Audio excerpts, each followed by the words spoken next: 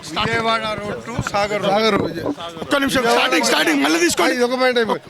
విజయవాడ నుంచి సాగర్ రోడ్డు 96 కోట్లతోని పెద్దలు శాసనసభ్యులు సీనియర్ నాయకులు రంగారెడ్డి గారు చెప్పిన విధంగా దాన్ని కూడా వెంటనే మంజూరు చేస్తూ రీజనల్ లింక్ రోడ్ అనేది 30,000 కోట్లతో చేపట్టే ప్రాజెక్టును ఆ రోజు ఓఆర్ఆర్తో పెట్టి ఎప్పుడైతే కట్టినామో అక్కడే ఎయిర్పోర్ట్ కట్టి 2 సంవత్సరాల్లో పూర్తి చేపిస్తే హైదరాబాదు ముఖ చిత్రం మారిపోయింది. ఆ రోజు ఫైనాన్షియల్ కోకాపేట ఫైనాన్స్ అక్కడే వచ్చి ఇవాళ ప్రపంచ పటంలో హైదరాబాద్ ఉన్నదంటే అప్పుడు 2004లో కాంగ్రెస్ పార్టీ ప్రభుత్వం రాజశేఖర రెడ్డి గారి నాయకత్వంలో చేపట్టిన ఓఆర్ఆర్తో పాటు పివి నరసింహ ఎక్స్ప్రో కానీ మన మెట్రో రైలు కానీ ప్రపంచ స్థాయి మెట్రో రైలు ఉన్నదంటే హైదరాబాద్లో భారతదేశంలో బెస్ట్ మెట్రో. అలాంటిది మరొక ఈరోజు స్కిల్ యూనివర్సిటీతో పాటు ఆదిపట్ల కొంగరకలాన్ మహేశ్వరం ఈ ప్రాంతంలో 4th సిటీ పేరు మీద గౌరవ ముఖ్యమంత్రి రేవంత్ రెడ్డి గారు విదేశీ పర్యటనలో మీరు చూస్తున్నారు. నిన్న ఒక్కరోజే 55,000 కోట్ల ఎంఓయూలు చేసుకొని ఇవన్నీ మామూలు కంపెనీలు కావు. అందుకనే ఈ ప్రాంతాన్ని దశల వారీగా దీన్ని ఎక్స్టెండ్ చేసుకుంటూ హైదరాబాద్ విజయవాడ జాతీయ రహదారిని కూడా మేలో 6 లేన్ జాతీయ రహదారి గ్రీన్ఫీల్డ్ హైవే కూడా శాంక్షన్ చేయడానికి వారికి ఇప్పటికే ప్రతిపాదనలు 6 లేన్గా టెండర్లు కూడా పిలవడం జరిగింది. దాన్ని కూడా పూర్తి చేయడం ప్రతి ఒక్కరికి ఈ గ్రామ సభలలో రేషన్ కార్డుతో పాటు రైతు భరోసాతో పాటు ఇందిరమ్మ ఇళ్లతో పాటు ఈ ఎక్కడో నిర్ణయిస్తలేము, గ్రామ సభలోనే అర్హులను నిర్ణయిస్తున్నాం. గతంలో వీళ్ళు 10 లక్షల రూపాయల దళిత బంధు పెట్టి ఎమ్మెల్యేకి ఇచ్చి నువ్వు అమ్ముకోపో అంటే 50% కమిషన్ తీసుకున్న రోజులు అవి. ఇది ఇందిరమ్మ రాజ్యం. రాజశేఖర రెడ్డి ముఖ్యమంత్రి ఉన్నప్పుడు అప్పుడు 200 పెన్షన్ కూడా రేషన్ కార్డు కానీ ఇందిరమ్మ ఇల్లు 1,00,000 రూపాయలు అంటే 20 ఏళ్ళ కింద ఇవాళ 10 లక్షలతో సమానం. ఎవరైనా ఇల్లు లేని వాళ్ళు ఉన్నారంటే ఒక చెయ్యి ఎత్తామంటే ఒక చెయ్యి పైకి లేలే. ఆ విధంగా మళ్ళా ఇవాళ ఇందిరమ్మ రాజ్యం అందరికీ ఇస్తున్నాం. 40 లక్షల రేషన్ కార్డు కొత్తగా ఇస్తున్నాం. హరీష్ రావు కేటీఆర్ మైండ్ బ్లాక్ అయ్యి ఇక టోటల్గా మన బ్లైడ్ మన పార్టీకి ఫ్యూచర్ లేదు, మళ్ళా కాంగ్రెసే వస్తుంది, మన పార్టీ పని అయిపోయిందని చెప్పి లేనిపోని విమర్శలు చేస్తున్నాం.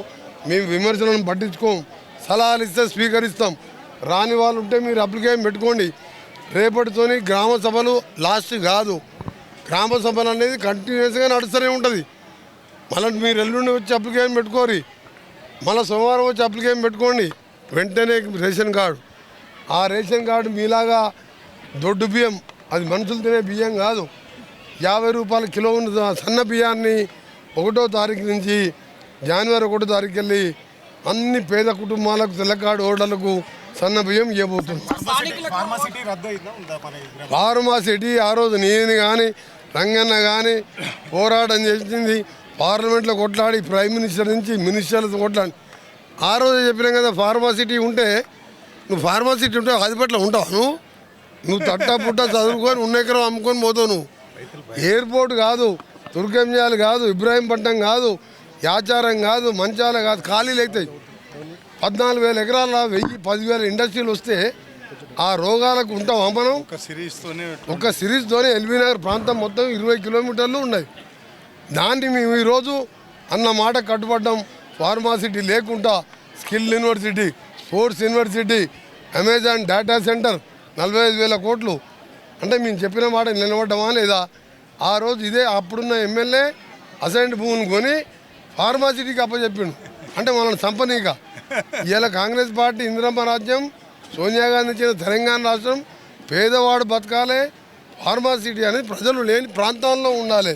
మనం వచ్చిన 3 రోజులకే డిసిషన్ తీసుకున్నాం. ఎవరిని అన్నా కానీ అదే ప్రాంతాలు అనుకున్నట్టు భూములు సేకరించి వదిలిపెడతారు అనుకున్నాం. ఇవాళ అమెజాన్ లాంటి 45,000 కోట్లు పెట్టుబడి పెట్టే కంపెనీలు వస్తున్నాయి. అంటే మీరు అర్థం చేసుకోండి, ఈరోజు అభివృద్ధిని ఒక ప్రాంతానికి పరిమితం లేకుండా దశ దిశలా ఉండే విధంగా హైదరాబాద్ చుట్టుపక్కల విజయవాడ కానీ, బెంగళూరు కానీ, బాంబే కానీ, నాగపూర్ కానీ అన్ని హైవేలకు విస్తరించాలని హైదరాబాద్ సెంట్రల్కి వెళ్ళి షామీర్పేటకు కూడా మెట్రో రైలు పెట్టడం జరిగింది. అందుకని ఈరోజు సీనియర్ శాసనసభ్యులు రంగారెడ్డి గారి నాయకత్వంలో నేను గతంలో ఇక్కడ ఎంపీగా ఉండి నన్ను ఆ రోజు ఆశీర్వదించి ఎంపీగా గెలిపించిన ప్రతిపక్షంలో ఉండి పోరాటం చేసినాం, అధికారపక్షంలో ఉండి దీన్ని ఈ ఇబ్రాహీంపట్నం కాన్స్టిట్యున్సీని మోడల్గా మరొక కోకాపేటని మించిన ఇబ్రాహీంపట్నంగా చేయాలనేదే నా పూర్తి సహకారంతో పాటు ఇద్దరం కలిసి ఈ ప్రాంతాన్ని అభివృద్ధి చేస్తామని హామీ ఇస్తున్నాం. ఎమ్మెల్యే గారు కంపల్సరీ ఎంప్లాయ్మెంట్ విషయంలో కానీ ఇంకా విషయంలో పబ్లిక్ మీటింగ్లో చెప్పడం మర్చిపోయింది. ముఖ్యమంత్రి గారితో రేపు వస్తున్నారు, ఎల్లుండి కలిసి టాటా స్టాచ్యూని ఎక్కడ పెట్టాలని నిర్ణయం కూడా తీసుకుంటాం. ఎందుకంటే ఆ టీసీఎస్తోనే ఇలా ఆదికపట్ల అయినా తుర్కేం చేయాలైనా ఇబ్రాహీంపట్నం ఈ ప్రాంతంలో టీసీఎస్ అంటారు. టీసీఎస్ అంటే ఎవరు? టాటా అంటే ఎవరు? ఈ భారతదేశంలో భారతదేశాన్ని నిర్మించిన కంపెనీ అది. ఆ కంపెనీ ఆదాయంలో 67% పేదలకు ఇస్తాడు ఆయన. టీసీఎస్ ట్రస్ట్తోని 67% లాభం మొత్తం పేదలకు ఇచ్చి ఇలా 65 ఐటీఐలని 2200 కోట్లతోని గౌరవ ముఖ్యమంత్రి రేవంత్ రెడ్డి గారు సిఎస్ఆర్ ఫండ్స్ టాటా వాళ్ళకి తీసుకొచ్చి ప్రతి మండల జిల్లా హెడ్ క్వార్టర్లో ఐటీఐలను డెవలప్ చేస్తున్నాం. దేశానికి మార్గదర్శి భారతదేశంలో అప్పుడు ఎయిర్ ఇండియా తీసుకొచ్చింది ఆయన ఫ్లైట్లని. ఆయన పెట్టాలని ముఖ్యమంత్రి గారు కూడా మేము కోరడం జరిగింది. మళ్ళా కోరుతాం.